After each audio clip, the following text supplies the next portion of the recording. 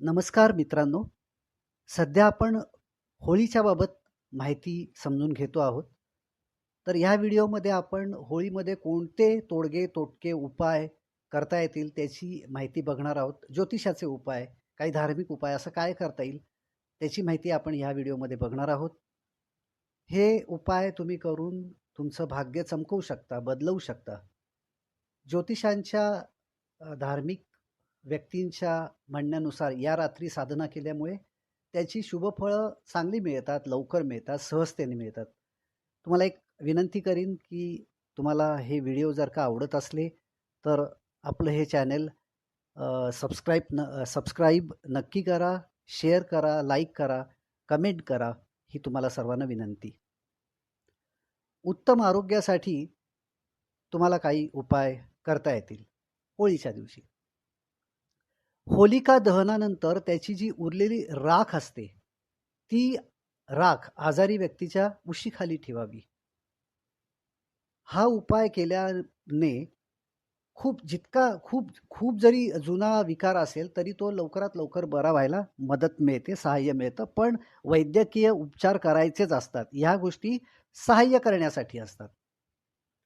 आता धन वाचवण्यासाठी, धनाची बचत करण्यासाठी जर पैशांची बचत होतच नसेल, काही केल्या होत नसेल, पैसा अनाठाई खर्च होत असेल, बाजूला पडतच नसेल, तर होलिका दहनाच्या दुसऱ्या दिवशी म्हणजे धुळवडीच्या दिवशी होळीची जी राख असते ती एखाद्या लाल रुमालात बांधून घ्या आणि तुमच्या तिजोरीत किंवा पर्समध्ये एखाद्या पुडीमध्ये घ्या ती आणि ती तिजोरीत किंवा पर्समध्ये तुम्ही ठेवू शकता. असे सोपे सोपे उपाय आहेत, फक्त तुम्ही विश्वासाने करणं ते अत्यंत गरजेचं आहे. नोकरी किंवा व्यवसायात जर का तुम्हाला अडचणी येत असल्या, व्यापारात अडचण येत असेल, धंद्यात अडचण येत असेल, असतात अनेक अडचणी, तर होलिका दहनानंतर एक जटा असलेले नारळ मंदिर किंवा होलिका दहन असणाऱ्या जागेवर ठेवावे. होलिका दहनानंतर होळी झाल्यानंतर हा नारळ ठेवायचा आहे. ह्या होळीचे जे आपण उपाय तोडगे तोटके बघतोय त्याच्यामध्ये वाईट दृष्टीपासून बचावासाठी सुद्धा उपाय आहे. हो आहे.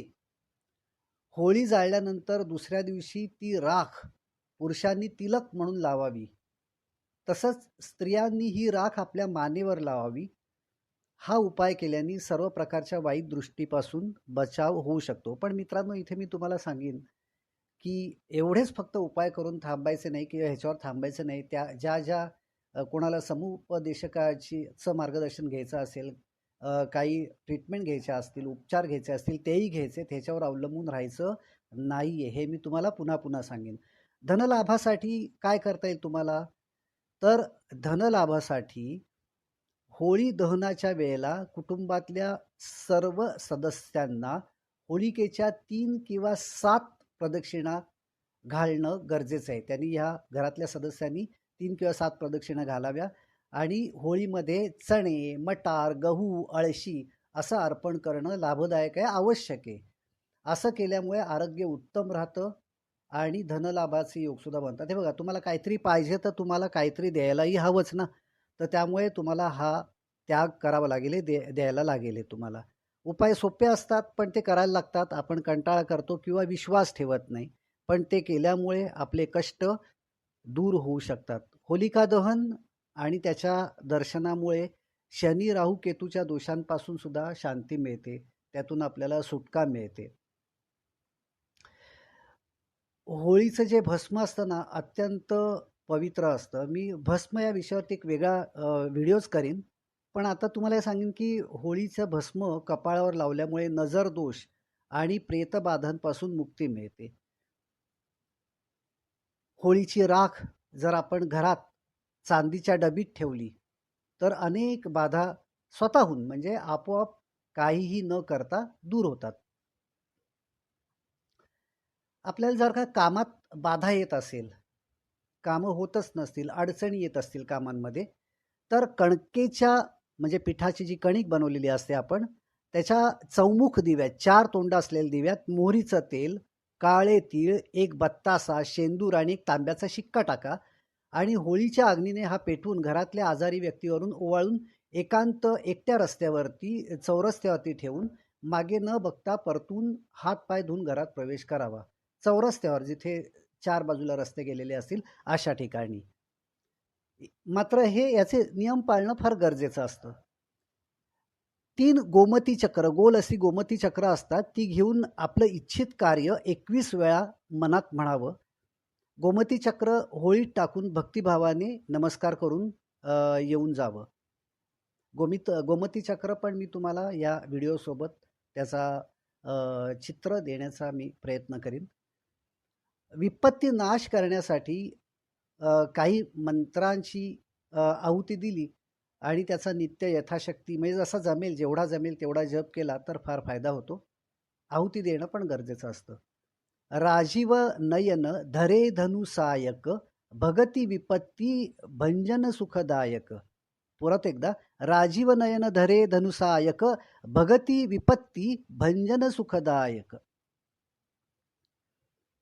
आपल्याला विविध रोग विकार होत असतात, अनेक उपद्रव होत असतात. अनेक उपद्रव असे असतात की ते का होत आहेत हेच आपल्याला काही कळत नाही आणि त्याच्यावरती मार्गही काही सापडत नाही. त्याच्यासाठी मंत्र आहे, दैहिक दैविक भौतिक तापा राम राज नाही काहूही व्यापा. दैहिक दैविक भौतिक तापा राम राज नाही काहूही व्यापा. अजून म्हणजे जीविका चालवण्यासाठी, म्हणजे आपलं जीवन चालवण्यासाठी, म्हणजे आपले नोकरी धंदा व्यवसाय पोट भरण्यासाठी थोडक्यात आवश्यक धनप्राप्ती आपल्याला करून घ्यायला लागते. नोकरी व्यवसायात आपल्याला यश मिळायला लागतं, नोकरी नसेल तर मिळावी लागते. व्यवसाय सुरू करण्याची आयडिया संकल्पना सुचावी लागते आणि ते सुचली तर व्यवसाय चालावा लागतो, नोकरी नीट चालावी लागते. त्याच्यासाठी विश्व भरण पोषण कर जोई ता कर नाम भरत असं होई, असा मंत्र आहे. आलं लक्षात ना? होळीच्या दिवशी मित्रांनो आपल्याला अजूनही काही सोपे सोपे उपाय करता येतील. आपल्याला असे काही उपाय बघायचे आहेतच या व्हिडिओमध्ये की जेणेकरून आपल्या सर्वांचं आयुष्य जीवन हे सुखमय होईल. मित्रांनो, घरातल्या प्रत्येक व्यक्तीने होळी पेटवल्यावर गाईचं तूप, 11 लवंगा, 7 बत्तासे, 5 विड्याची पानं, गोटा खोबरं, नारळ, पुरणाची पोळी, वरण भात नैवेद्य असं सगळं घेऊन होळीची पूजा करावी.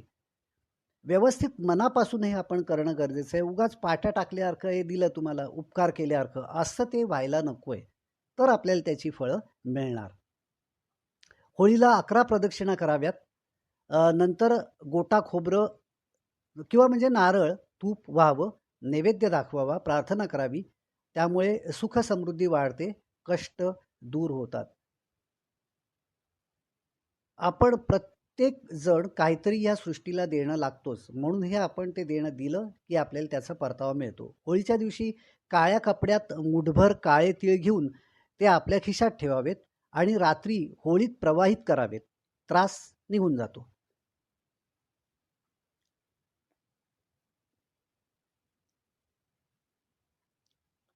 मंडळी, 7 गोमती चक्र घेऊन प्रार्थना करा की शत्रू माझ्या जीवनात कोणतीच बाधा टाकू नये, त्याला टाकता येता कामा नये. माझ्या मनातली सगळी कामं व्यवस्थित होऊ देत असं म्हणून ही गोमती चक्र होळीत टाकून द्या.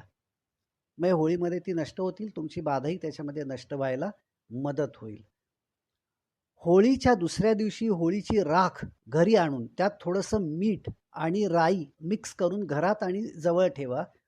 त्यामुळे भूत प्रेत, नजर दोष, करणी दोष हे होणार नाही. होळीच्या दिवसापासून रोज अगदी नित्य नियमाने खंड न पाडता 40 दिवसांच्या पर्यंत बजरंग बाणाचे रोज 3 पाठ करावेत. मनोकामना नक्की पूर्ण होईल. मला जर का शक्य झालं तर मी कधीतरी एकदा हे बजरंग बाण स्तोत्र जे आहे, शक्तिमान एकदम जोरदार आहे, ते तुमच्यासमोर म्हणून त्याचा पाठ करून दाखवेन. खूप आनंद मिळतो.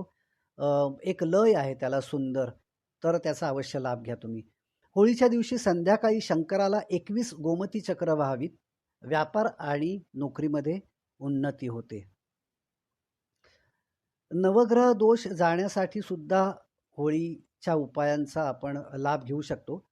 काय करायचं की होळीची राख घ्यायची आणि ती अंगाला लावून त्यांनी स्नान करायचं. धुळवड करताना आपल्याला ती होळीची राख अंगाला लागत असतेच, लावली जातेच म्हणूनच. आणि शिवलिंगाला सुद्धा ही राख भस्म म्हणून लावावी. गरिबांना पुरणपोळी खायला घालावी. घरी चौमुखी दिवा लावावा. सूर्यदेवांची पूजा करावी, त्यामुळे बाधा निवारण होतं. आणि सगळ्याच देवांची पूजा करावी. चौमुखी म्हणजे 4 बाजूनी तोंड असलेला दिवा लावावा. तसे बाजारामध्ये मिळतात किंवा आपण बनवू शकतो. राहूचा दोष जर का असेल तर एक नारळाचा गोळा घेऊन त्यात गोडं तेल भरून थोडा गूळ मिसळावा, अर्धी वाटी म्हणजे नारळाची, आणि तो नारळ अंगावरून 7 वेळा उतरवून होळीत टाकावा. त्यामुळे वर्षभर राहूचा त्रास, दोष निघून जातो. सगळी अडलेली कामं होऊ लागतात. तुमच्या लक्षात आलं असेल की ही खूप सोपी गोष्ट आहे. तशी खूप सोपे सोपे साधे साधे उपाय हे आहेत, पण ते करायला मात्र नक्कीच हवेत. जर नेहमी धनहानी होत असेल, पैसा टिकत नसेल, तर होळीच्या दिवशी सकाळी मुख्य दरवाजावर गुलाल टाका आणि द्विमुखी दिवा लावा, म्हणजे 2 तोंड असलेला दिवा लावा. त्या दिव्यात 11 काळे उडीद टाका आणि यावेळेला प्रार्थना करा. आणि जेव्हा हा दिवा विझेल तेव्हा संध्याकाळी तो दिवा होळीत नेऊन टाका. आलं लक्षात ना? तर हा दिवा तुम्हाला होळीत नेऊन टाकायचा आहे, तो ठेवायचा नाहीये घरामध्ये, तो नष्ट करायचा आहे. आपल्यावरती सतत दुर्घटना, संकट सातत्याने येत असतात. त्यांचं स्वरूप पण सांगता येणं कठीण असतं. अचानक येत असतात, फार येत असतात. आपण अगदी गांजून कंटाळून जातो.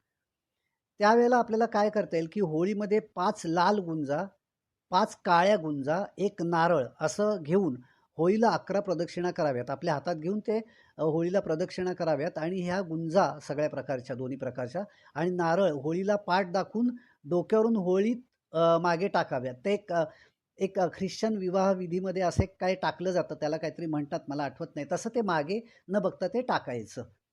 विवाह होत नसेल तर काय करता येईल? लवकर विवाह होण्यासाठी होळीचा दिवस फार चांगला आहे, म्हणजे उपचार करण्यासाठी, उपाय करण्यासाठी. तर 2 विड्याची पानं, 1 अख्खी सुपारी, 1 हळकुंड घ्या आणि शिवमंदिरात जाऊन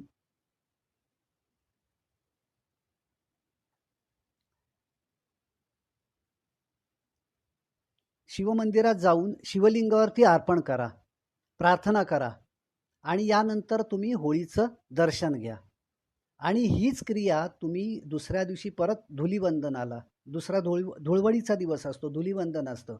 मग ही धूळ, राख आपण अंगाला लावून घेतो आणि त्यामुळे आपल्या शरीरातली सगळी विष, घाण बाहेर निघून जात असतात. आपली त्वचा, आपली स्किन, काया ही अत्यंत शुद्ध, सुकोमल, छान अशी होते, तजेलदार होते. तर हिंदूंच्या या सणांमध्ये उगाच असं काही सांगितलेलं नाही मित्रांनो.